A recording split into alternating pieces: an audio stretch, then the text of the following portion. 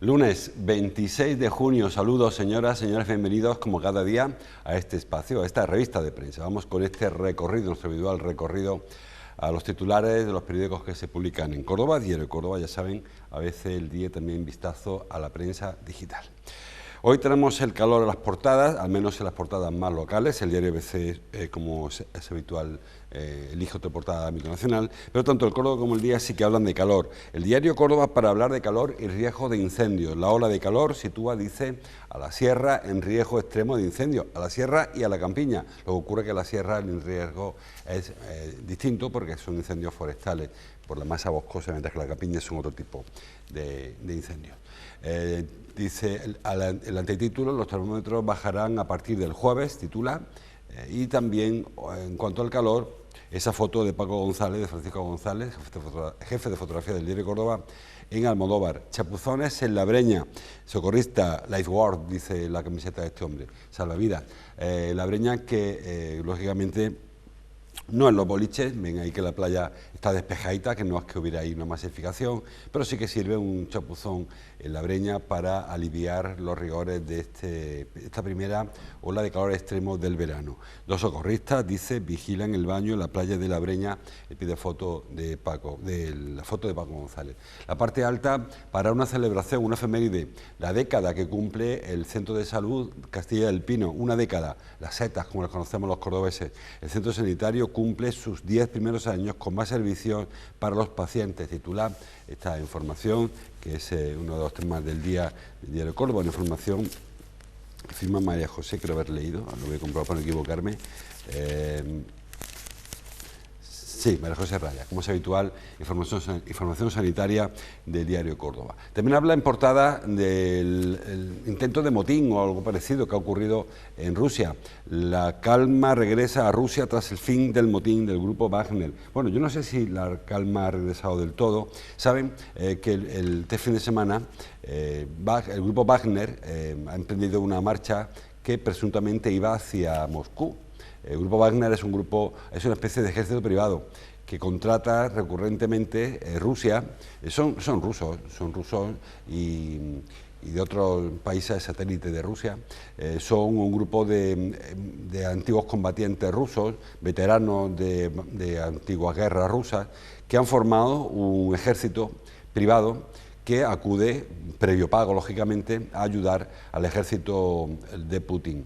De hecho, el dueño, el líder del grupo Wagner es muy cercano a Putin, es un empresario, un rico empresario ruso, que es muy cercano a Putin. Bueno, pues digo que el grupo Wagner es el que ha ido abriendo de avanzadilla el frente de Ucrania. Calculan, dicen los expertos, que han muerto 20.000 militares, milicianos o mercenarios del grupo Wagner. Tiene unos 50.000 ese grupo. Actualmente se supone, porque es un grupo que, como comprenderán, no es demasiado cristalino, bastante opaco todo lo que hay en torno al grupo Wagner. Bueno, pues el líder del grupo Wagner pues ha intentado de una manera presionar al ministro ruso, con quien no se lleva demasiado bien, para que cambie la estrategia.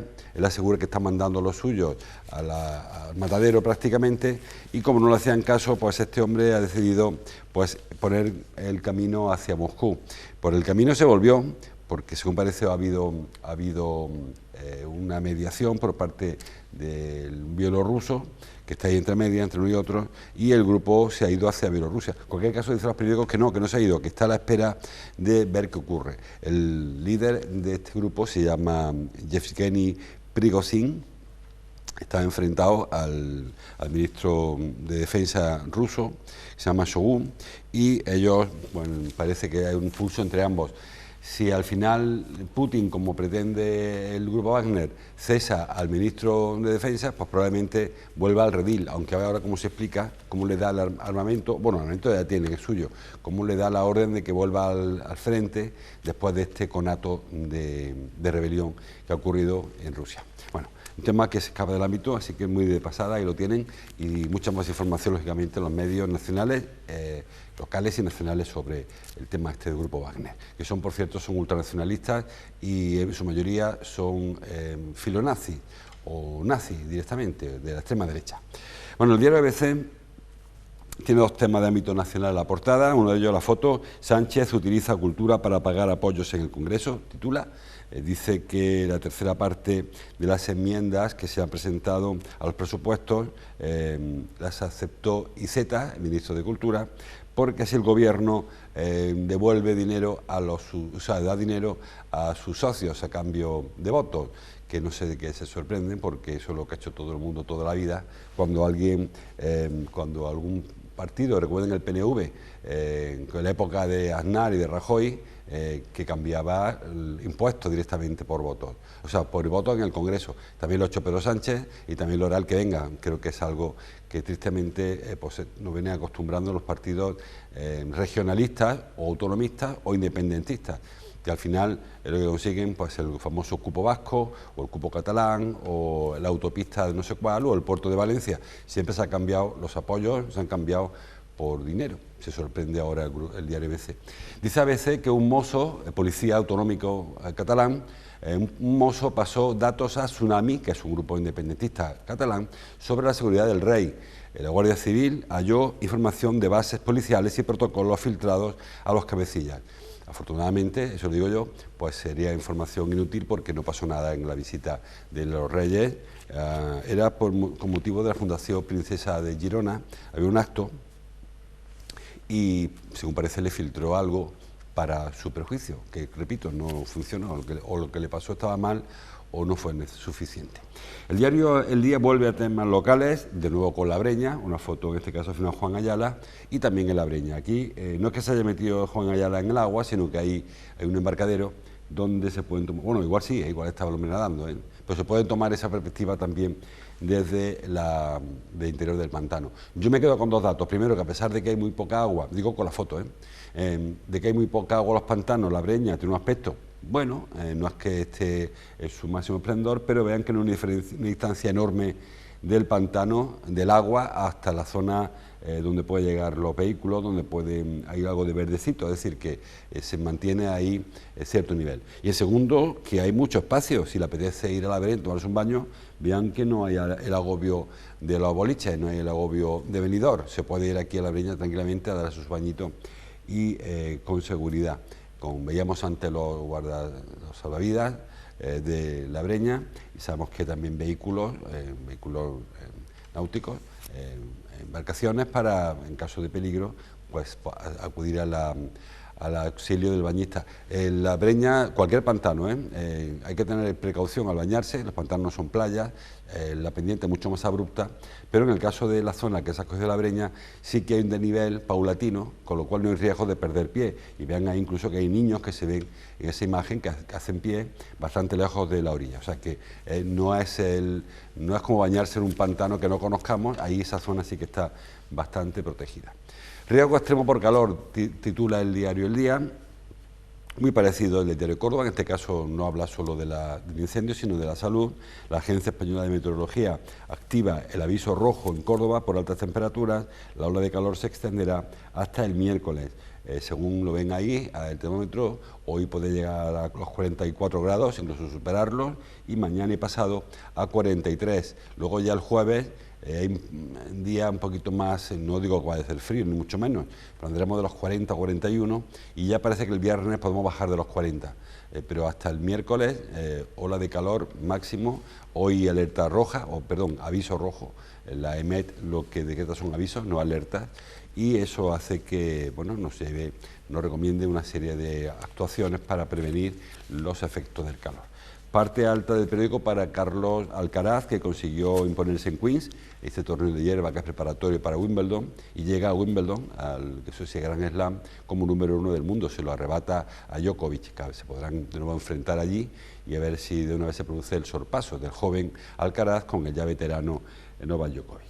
También habla en el diario El Día de la rebelión de Wagner, del grupo Wagner, que deja en evidencia la debilidad de Putin al frente de Rusia. Bueno, más que, y no quiero parar mucho el tema ruso, pero lo que sí que ha quedado claro es que no hay esa piña que todo el mundo sospechaba en torno a Putin. No porque un grupo, porque este hombre, repito, es de carne de su carne, son dos empresarios que en su día, bueno, hicieron un negocio juntos. Este hombre se está hinchando de ganar dinero con la guerra, porque le paga a Putin por hacer la guerra, y siempre que ha tenido un problema, ahí que ha mandado a sus mercenarios un poco como carne de cañón. Pero sí que es verdad que ahora con este enfado del grupo Wagner, lo que ha encontrado Putin es que mucha de la población rusa, al paso de los militares en dirección a Rusia, les aplaudían, le vitoreaban, no porque como era de guerra, sino por acabar con la tiranía de Putin. Se ve que hay quien piensa que Putin se le está yendo de las manos su control omnipotente sobre Rusia. Después de Yeltsin, si recuerda, los más veteranos se acuerdan de Yeltsin para acá solo ha habido Putin en Rusia. Suena un poquito esto ya a régimen dictatorial. Un par de asuntos más en la portada.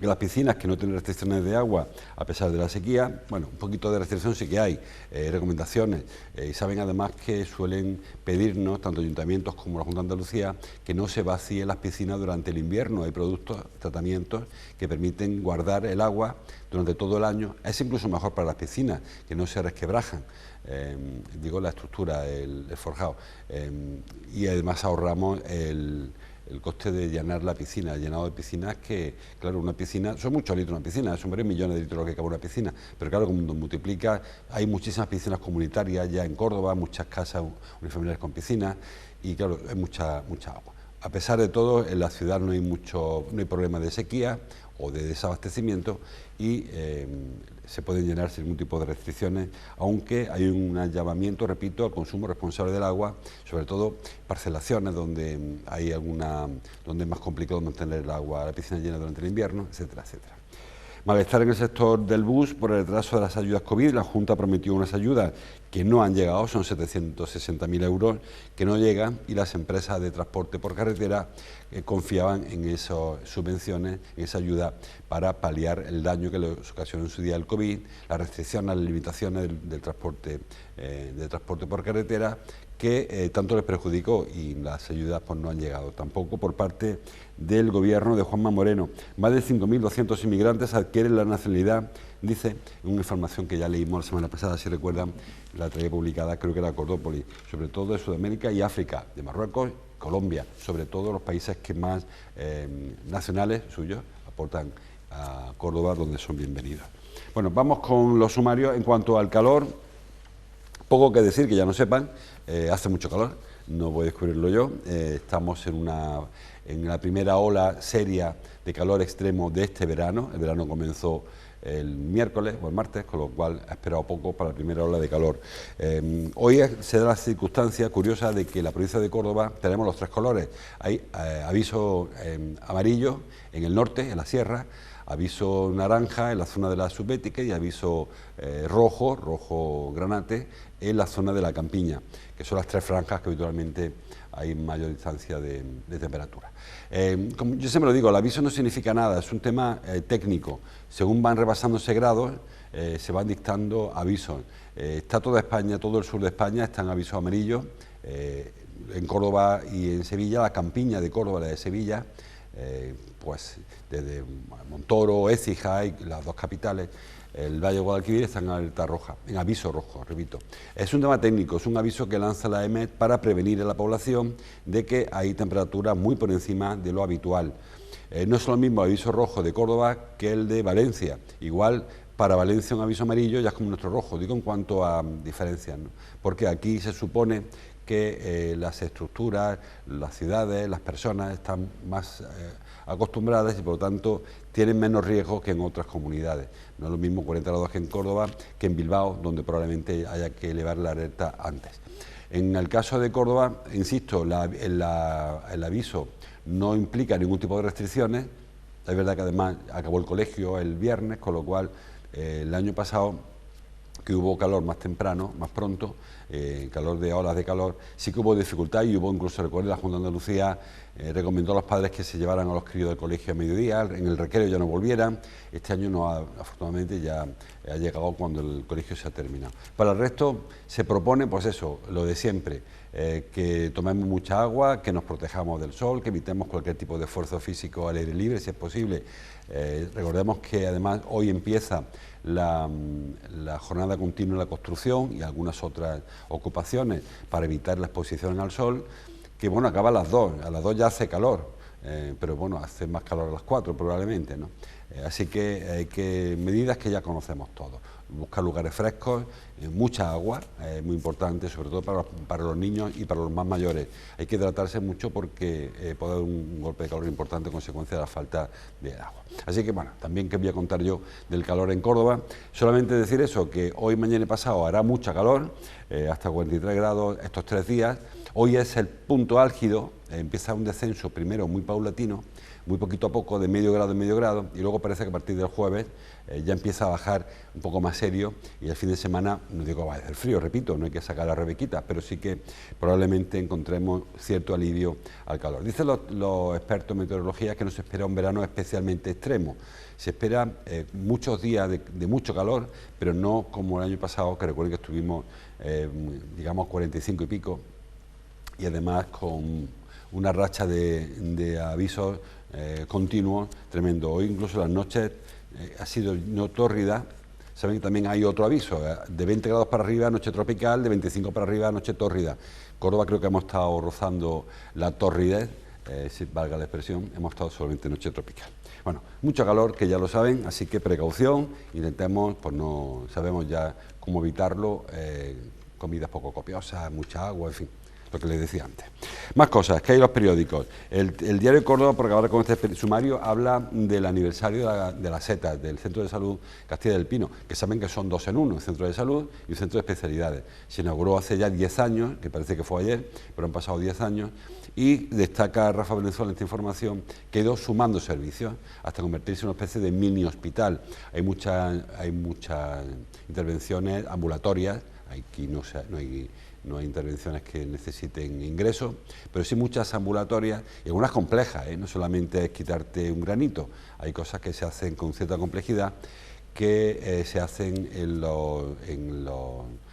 este centro de salud, en este centro de especialidades. Y también hay pruebas diagnósticas, muchas pruebas diagnósticas, mamografías, tracciones de sangre, radiografías, se hacen, con lo cual ha sido un gran alivio para el hospital y para otros centros de salud, como el Santa Victoria, el del sector sur, que tengo yo aquí detrás, de la espalda, donde también hay pruebas diagnósticas, donde también hay alguna intervención ambulatoria de otro nivel, y alguna otra urgencia que se han visto aliviadas por este centro de salud. Fue un éxito esta construcción, además de congestionó, como digo, parte de consultas externas del Reina Sofía, pues le dio cobertura a un barrio en expansión como la zona noroeste de la ciudad. Así que enhorabuena a los premiados, como decía el otro, y felicitar al Servicio de la Salud, que esto, bueno, no a este ni al anterior, porque hace 10 años gobernaba otro partido, pero es verdad que los últimos 5, o sea, son la mitad para cada uno, la progresión hay que repartirla a partes iguales prácticamente el uno por el otro. Dice el Diario Córdoba, ya termino con este periódico,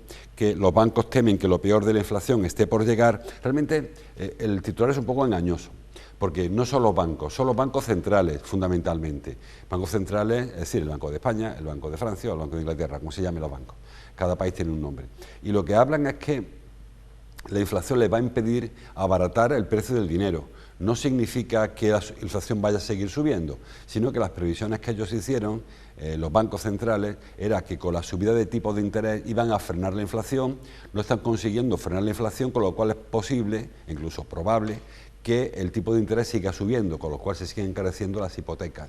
No dice, aunque el titular, repito, es un poco engañoso, no es que la previsión sea que crezca la inflación. De hecho, este motín que ha habido en Rusia ha puesto en jaque a la economía mundial. Saben que cuando cualquier cosa, cualquier estornudo en un sitio, ¿cómo era aquello? La mariposa que revolotea en un sitio provoca un huracán en otro lado. Bueno, pues siempre hay causa-efecto. En este caso, ni las bolsas se han caído como se esperaba, a la altura que estamos, la bolsa la bolsa asiática, que son las que han abierto, no se han caído, no se han desplomado. El rublo ha caído bastante, pero ha caído a nivel de hace un año, no mucho más, cuando empezó la guerra de Ucrania.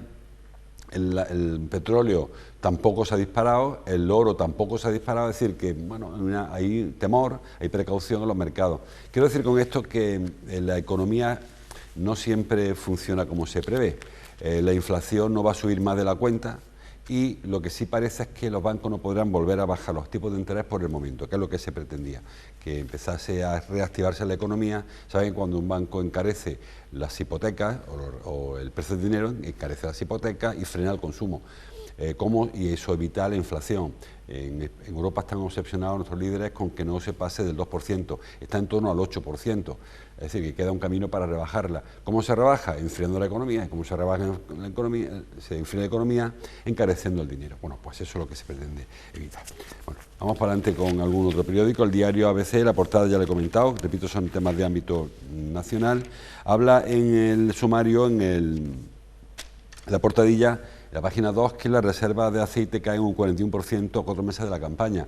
Bueno, España tiene un país gran productor de aceite, es el primero del mundo, junto a Italia y Grecia, con lo cual en principio no tiene sentido desabastecimiento. Es verdad, lo comentamos otro día con Alfonso Alba, que al final el aceite es un negocio, no es un producto estratégico, por lo que se ve, de manera que el productor no se le puede obligar, ni mucho menos, a vender aceite al supermercado del barrio y dejar de venderlo a China o Estados Unidos o donde vaya a venderlo más caro probablemente.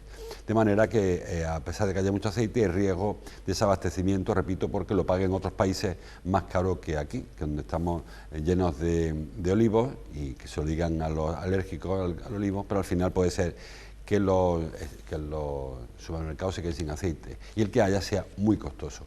Ya nos hemos quedado sin el 40% de las reservas que había de aceite, y la campaña todavía le faltan, pues eso, le faltan hasta octubre. No se espera que se empiece a coger la aceituna, porque no se prevé que haya una lluvia muy copiosa que engorde de pronto y se pueda coger en septiembre. Saben, la aceituna octubre, noviembre, primero el verdeo octubre, en noviembre se empieza con la aceituna, que llega hasta febrero con la rebusca cuando hay buena cosecha. En este año pasado se empezó más tarde y se acabó antes. Así que a ver qué ocurre con aquello.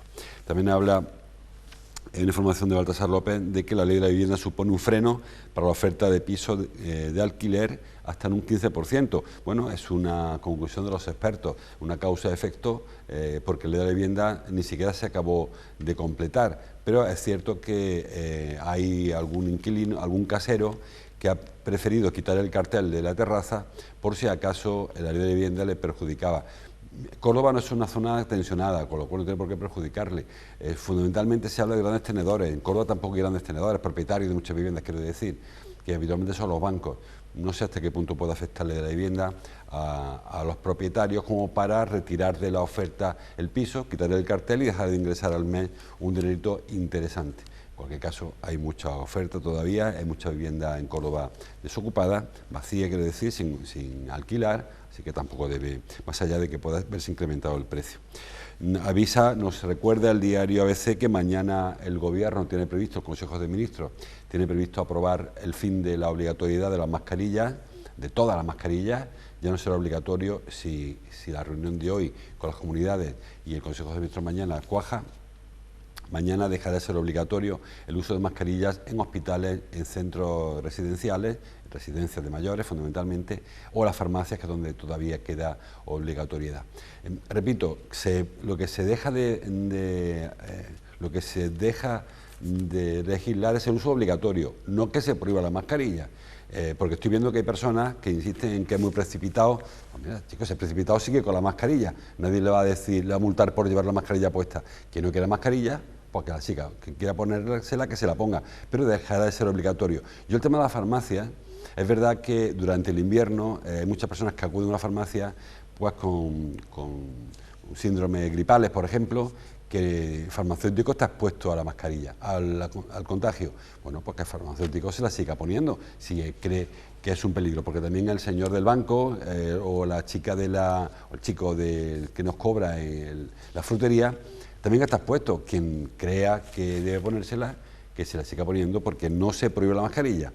Lo que se hace es dejar de hacerla obligatoria, y en ocasiones parece como que esos días criticamos porque no nos dejaban, no nos la hacían poner, y ahora porque no dejen quitárnosla, porque repito, no se prohíben las mascarillas.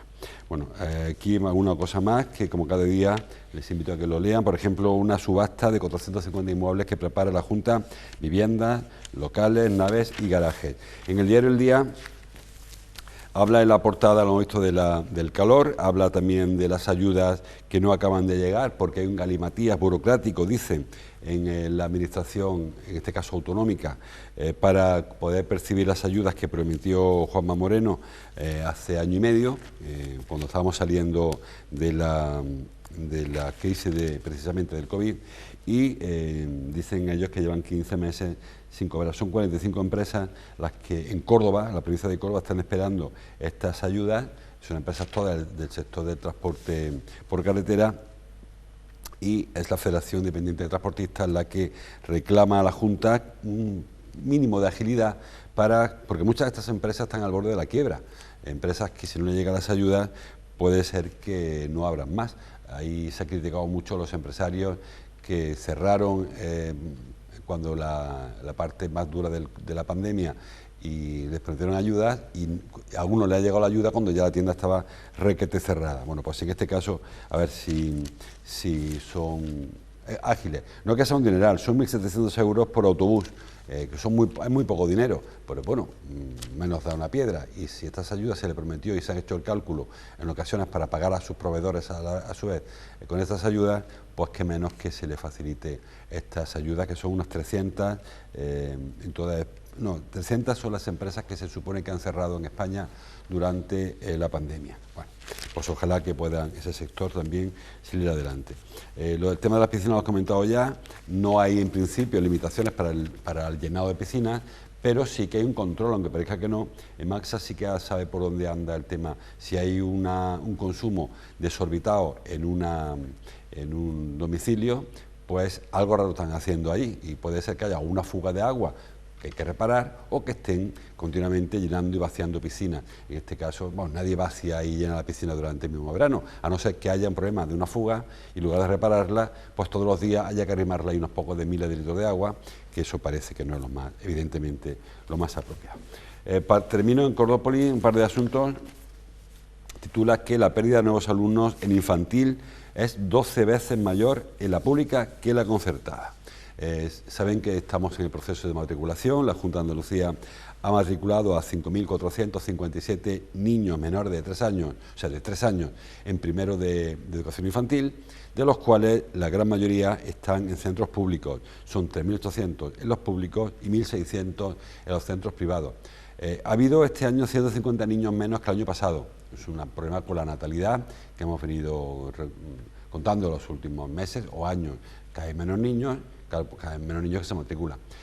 ¿Cuál es el problema que detecta Carmen Reina en esta información? Pues que de esos 150 alumnos menos que hay, pues solamente 11 pierde la concertada, la enseñanza privada, que se paga con los impuestos de todos, mientras que la enseñanza pública, pues ha perdido 142 alumnos, 12 veces más. No que sean números muy grandes, pero sí que es significativo, porque recuerden que el objetivo del concierto, del acuerdo al que llega la Junta de Andalucía con un colegio privado, es dar un servicio en un lugar donde no hay un colegio público.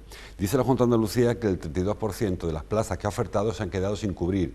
O sea, 32 de cada 100 plazas ofertadas por la Junta no tienen niños que sentarse en su pupitre, porque no hay bastantes niños, los niños escasean los niños, ¿no? Hay problemas con la natalidad. Bueno, pese a ello, hay 1.600 niños que están estudiando de 3 años en un colegio privado, pagado con impuestos de todos los contribuyentes.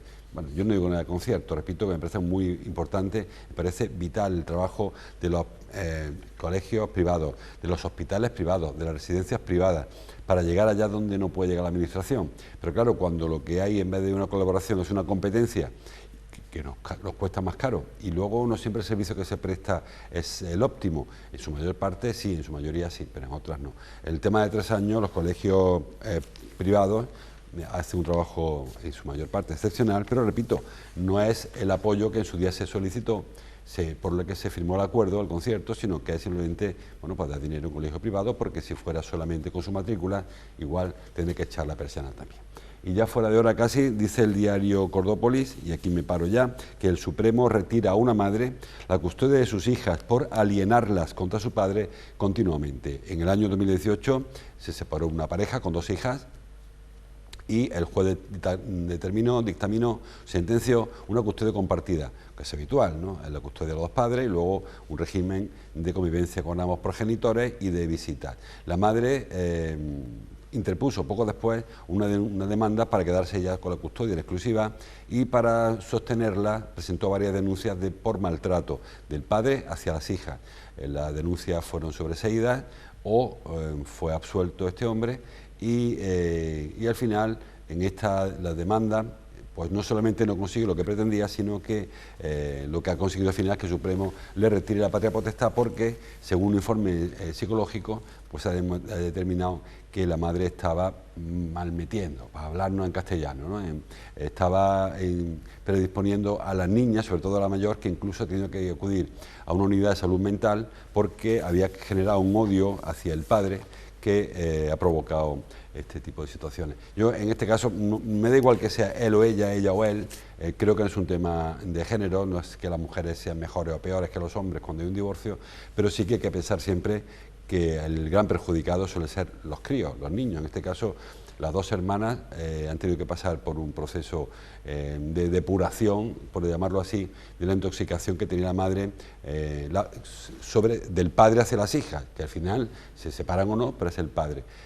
Incluso inventando maltrato físico y psicológico hacia las menores, intentando quedárselas ella y que él no pudiera ni siquiera verla. Bueno, pues la justicia en este caso ha dictaminado a favor del padre, que repito, me da igual que sea él o ella o él, sino a favor de quien no intoxicó a las niñas, que son las que más culpa tienen en cualquier separación. Bueno, hay mucha más información en los periódicos, como cada día, el domingo, pero el lunes, pero ayer hubo deporte, hay alguna información de ámbito nacional, la victoria de Alcaraz, la derrota de España en el europeo, subcampeona de Europa, que está muy requete bien, del básquet femenino, y mucha más información. Mañana seguimos, hasta entonces, como siempre, gracias por su atención.